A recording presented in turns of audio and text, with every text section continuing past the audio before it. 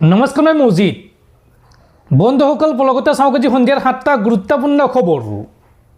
প্ৰথমটো খবৰ, হিমন্ত বিশ্ব শৰ্মা চৰকাৰৰ 4গৰাকী মন্ত্ৰীৰ দপ্তৰ বিতৰণ। 4গৰাকী কেবিনেট মন্ত্ৰীৰ কোনে পালে কি দপ্তৰ চাওঁ আহক। মন্ত্ৰী ৰামেশ্বৰ তেলীক দিয়া হৈছে 3টাকৈ বিভাগ।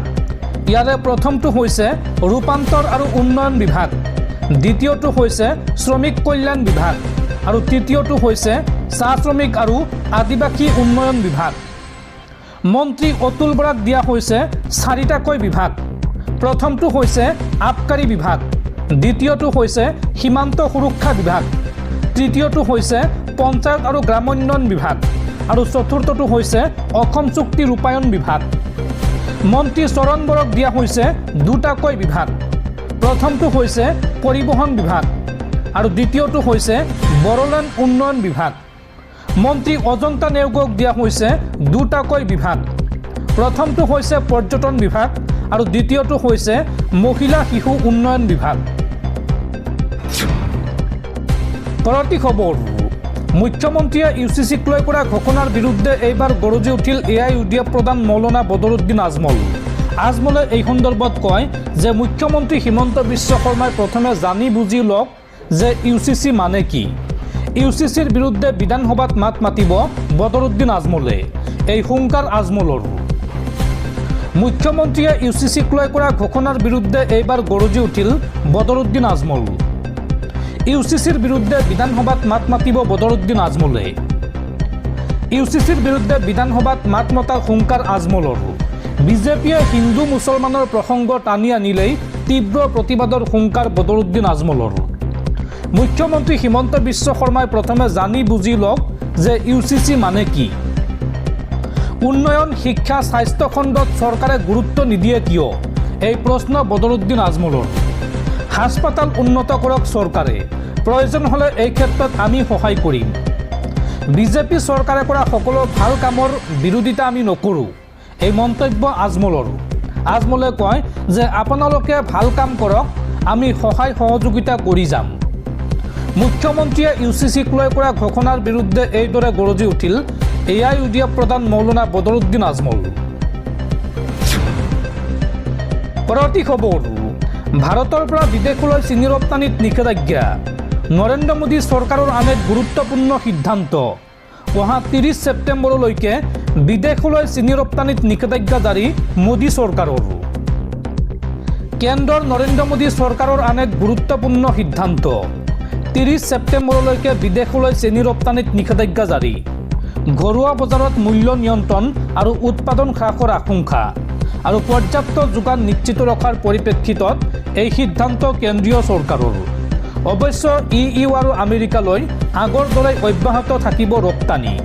উল্লেখযোগ্য যে ব্ৰাজিলৰ পাছতে ভাৰত বিশ্বৰ দ্বিতীয় বৃহত্তম চেনি উৎপাদক দেশ। দৰ্শকসকল, আৰু বহুতো গুৰুত্বপূৰ্ণ খবৰ আছে।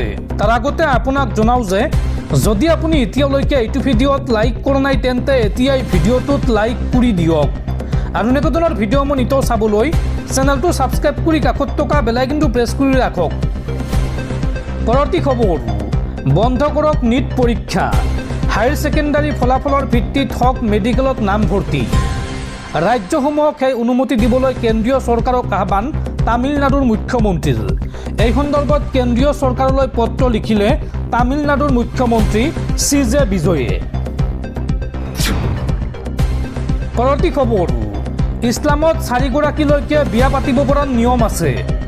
মুছলমানৰ ওপৰত জাপি দিয়া সংবিধান আমি নামানো, আমি ইছলামিক আইনৰ মতেই চলিম। ইউচিচি জাপি দিলে আমি কেতিয়াও মানি নলওঁ, এই হুংকাৰ অসম সংখ্যালঘু সংগ্ৰাম পৰিষদৰ নেতা মুছাব্বিৰ আলী আহমেদৰ। পৰৱৰ্তী খবৰ, দেশ চলাবলৈ মানসিকভাৱে সুস্থ নহয় মাৰ্কিন ৰাষ্ট্ৰপতি ডনাল্ড ট্ৰাম্প। ট্ৰাম্পক ৰাষ্ট্ৰপতি পদৰ পৰা আঁতৰ নকৰিলে বিপদ নিশ্চিত বিশ্ববাসীৰ। ট্ৰাম্পক ৰাষ্ট্ৰপতি পদৰ পৰা অপসাৰণ কৰিবলৈ আমেৰিকাৰ 30জন চিকিৎসকৰ দাবী। দেশ চলাবলৈ মানসিকভাৱে সুস্থ নহয় ডনাল্ড ট্ৰাম্প। ট্ৰাম্পক ৰাষ্ট্ৰপতি পদৰ পৰা আঁতৰ নকৰিলে বিপদ নিশ্চিত। নিজ দেশৰ ভিতৰতে এতিয়া ট্ৰাম্পক ৰাষ্ট্ৰপতি পদৰ পৰা আঁতৰোৱাৰ দাবী। ৰাষ্ট্ৰপতি পদৰ পৰা ট্ৰাম্পক অপসাৰণ নকৰিলে ভয়ংকৰ বিপদত পৰিব বিশ্ব। শীঘ্ৰে ৰাষ্ট্ৰপতি পদৰ পৰা অপসাৰণ কৰি ট্ৰাম্পৰ চিকিৎসাৰ ব্যৱস্থা কৰিব লাগে। ট্ৰাম্পক মানসিকভাৱে অযোগ্য ঘোষণা কৰিবলৈ দাবী মাৰ্কিন মনোৰোগ বিশেষজ্ঞৰ। দেশখনৰ 30জন খ্যাতনামা মনোৰোগ বিশেষজ্ঞ আৰু চিকিৎসা কৰ্মীৰ এই দাবী। সংবিধানৰ 25 সংখ্যক সংশোধনী প্ৰয়োগ কৰি শীঘ্ৰে ৰাষ্ট্ৰপতি পদৰ পৰা আঁতৰাওক ডনাল্ড ট্ৰাম্পক। ট্ৰাম্পৰ হাতত এতিয়া কোনো বাধা নোহোৱাকৈ পাৰমাণৱিক বোমাৰ বুটাম আছে, যিটো বিশ্বৰ মানৱ জাতিৰ বাবে অতি ভয়ংকৰ হ'ব পাৰে। আৰু ট্ৰাম্পৰ আচৰণত গুৰুতৰ চিকিৎসাৰ প্ৰয়োজনীয়তাৰ লক্ষণ ফুটি উঠাৰ দাবী এই মাৰ্কিন বিশেষজ্ঞ দলটোৰ। পৰৱৰ্তী খবৰ, সমগ্ৰ দেশত স্থাপন কৰা হ'ব 4,874টা বৈদ্যুতিক বাহনৰ চাৰ্জিং ষ্টেচন। আৰু এই প্ৰকল্পৰ বাবে ভাৰত চৰকাৰে আগবঢ়াব 503.86 কোটি টকাৰ অনুদান। এই চাৰ্জিং ষ্টেচনসমূহত চাৰ্জ কৰিব পাৰিব ইলেক্ট্ৰিক দুচকীয়া বাহন, তিনিচকীয়া বাহন, যাত্ৰীবাহী গাড়ী, বাছ আৰু গধুৰ ট্ৰাক। পৰৱৰ্তী খবৰ, আন্তঃৰাষ্ট্ৰীয় বজাৰত পুনৰ সুৰাসুৰে কমিছে ভাৰতীয় টকাৰ মূল্য। আমেৰিকান $1 বিপৰীতে 96 টকালৈ অৱনমিত হ'ল ভাৰতীয় টকাৰ মূল্য। আৰু আন্তঃৰাষ্ট্ৰীয় বজাৰ অৰ্থনীতিত ইয়াৰ বিৰূপ প্ৰভাৱ পৰাৰ আশংকা প্ৰকাশ কৰা হৈছে। পৰৱৰ্তী খবৰ, ৰাজ্য কঁপাই যোৱা ট্ৰেডিং কেলেংকাৰীৰ মাষ্টাৰমাইণ্ড দীপাংকৰ বৰ্মনৰ জামিন লাভ। গুৱাহাটী উচ্চ ন্যায়ালয়ে মঞ্জুৰ কৰে দীপাংকৰ বৰ্মনৰ জামিন। দীপাংকৰৰ কেইবা কোটি টকাৰ সম্পত্তি, ফ্লেট আৰু মাটি জব্দ কৰিছে ইডিয়ে। উল্লেখযোগ্য যে দেশৰ বিভিন্ন প্ৰান্তৰ পৰা বিভিন্ন লোকৰ পৰা প্ৰবঞ্চনাৰে প্ৰায় 400 কোটি টকা লুণ্ঠন কৰিছিল এইগৰাকী মহাপ্ৰবঞ্চক দীপাংকৰ বৰ্মনে। আৰু ডিবি ষ্টকৰ স্বত্বাধিকাৰী আছিল মহাপ্ৰবঞ্চকটো। এতিয়া গুৱাহাটী উচ্চ ন্যায়ালয়ৰ পৰা জামিন লাভ কৰি মুকলি আকাশৰ তললৈ ওলাই আহিব দীপাংকৰ বৰ্মন। পৰৱৰ্তী খবৰ, ৰাজধানী দিল্লীত পুনৰ ভয়ংকৰ ঘটনা। স্লিপাৰ বাছত মহিলাক দলবদ্ধ ধৰ্ষণ। ঘটনা সন্দৰ্ভত গ্ৰেপ্তাৰ চালক আৰু কণ্ডাক্টৰ। দেশৰ ৰাজধানী নতুন দিল্লীত পুনৰ এক লজ্জাজনক ঘটনা পোহৰলৈ আহিছে। এখন স্লিপাৰ বাছৰ ভিতৰতে এগৰাকী নিৰীহ মহিলাক দলবদ্ধ ধৰ্ষণ কৰাৰ এক ভয়ংকৰ অভিযোগ উত্থাপন হৈছে। আৰক্ষীৰ সূত্ৰই বৃহস্পতিবাৰে অৰ্থাৎ 14 মে তাৰিখে এই জঘন্য অপৰাধৰ বিষয়ে সংবাদ মাধ্যমৰ আগত প্ৰকাশ কৰে। জানিব পৰা মতে বাছখনৰ চালক আৰু কণ্ডাক্টৰজনে মিলি মহিলাগৰাকীৰ ওপৰত এই অমানসিক নিৰ্যাতন চলাইছে। এই সমগ্ৰ ঘটনা যোৱা 12 মে তাৰিখে সংঘটিত হৈছিল বুলি আৰক্ষীৰ সূত্ৰই জানিবলৈ দিছে। ঘটনাৰ খবৰ পোৱাৰ লগে লগে আৰক্ষীয়ে ক্ষীপ্ৰতাৰে ব্যৱস্থা গ্ৰহণ কৰে আৰু অপৰাধৰ লগত জড়িত থকা দুয়োগৰাকী অভিযুক্ত অৰ্থাৎ বাছৰ চালক আৰু কণ্ডাক্টৰজনক গ্ৰেপ্তাৰ কৰিবলৈ সক্ষম হয়। ভুক্তভোগী মহিলাগৰাকীয়ে আৰক্ষীক দিয়া ভাষ্যৰ ভিত্তিত ইতিমধ্যে এখন এজাহাৰ ৰুজু কৰা হৈছে আৰু এই বিষয়টোৰ এক উচিত তদন্ত আৰম্ভ কৰা হৈছে। তদুপৰি যিখন স্লিপাৰ বাছত এই অপৰাধমূলক কাৰ্য সংঘটিত হৈছিল সেই বাছখনো আৰক্ষীয়ে জব্দ কৰিছে। বৰ্তমান আৰক্ষীয়ে অভিযুক্ত দুজনক জেৰা অব্যাহত ৰাখিছে আৰু এই জঘন্য ঘটনাটোৰ আঁৰৰ অধিক সবিশেষ তথ্য অতি সোনকালে পোহৰলৈ আহিব বুলি আশা কৰা হৈছে।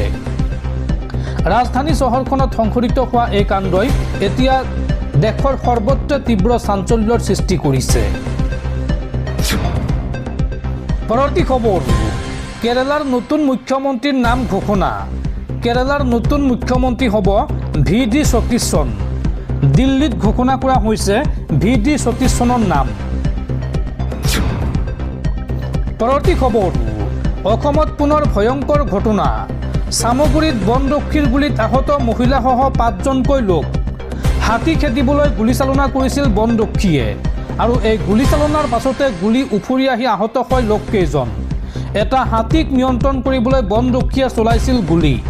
ৰাইজলৈ চোচা লৈছিল এই হাতীটোৱে আৰু বৰ্তমান চিকিৎসাধীন অৱস্থাত আহত এই 5জনকৈ লোক। পৰৱৰ্তী খবৰ, উত্তৰ প্ৰদেশত প্ৰকৃতিৰ কালৰূপ। প্ৰকৃতিয়ে ধ্বংসলীলা চলাইছে উত্তৰ প্ৰদেশত। প্ৰচণ্ড ধুমুহা বৰষুণৰ ফলত এই পৰ্যন্ত 60জন লোকৰ মৃত্যু হৈছে উত্তৰ প্ৰদেশত আৰু বৰ্তমানৰ উদ্ধাৰ অভিযান অব্যাহত আছে ৰাজ্যখনত। পৰৱৰ্তী খবৰ, অসমৰ মুছলমানৰ ক্ষতি কৰিব UCC বিধায়কে। অসমৰ মুছলমান বিধায়কসকলে নাজানে UCC মানে কি। এতিয়া মুছলমানে নিজৰ ফুলৰ ফল নিজেই ভুগিব লাগিব। UCCক লৈ এই মন্তব্য অধিবক্তা হাফিজ ইলিয়াছ আনচাৰীৰ। অসমৰ মুছলমানৰ ক্ষতি কৰিব UCC বিধায়কে। অসমৰ মুছলমান বিধায়কসকলে নাজানে UCC মানে কি। ৰাইজে ভোট দি জয়ী কৰোৱা বিধায়কে ক'ব নোৱাৰে UCCৰ কথা। বিধায়কে UCCৰ বিষয়ে জানেনে নাই চিন্তা নকৰিলে ভোটাৰে। UCCক লৈ অধিবক্তা হাফিজ ইলিয়াছ আনচাৰীৰ এই মন্তব্য। এতিয়া মুছলমানে নিজৰ ফুলৰ ফল নিজেই ভুগিব লাগিব। 500,000 টকা লৈ ভোট দিলেই নহ'ব, ভোটদানৰ পূৰ্বে চিন্তা কৰিব লাগিব। সদনত মুছলমান বিধায়কসকলে UCCৰ কথা 5 মিনিটো ক'ব নোৱাৰিব। UCCয়ে কৰিব পৰা ক্ষতিৰ বিষয়ে মাত মাতিব নোৱাৰে বিধায়কসকলে। ডাঙৰ ভুল হৈ গ'ল। এতিয়া মুছলমান জনতাৰ লগত কোন থাকিব? মুছলমানসকলক এতিয়া কোনে বুজাব যে UCC মানে কি? এই মন্তব্য হাফিজ ইলিয়াছ আনচাৰীৰ।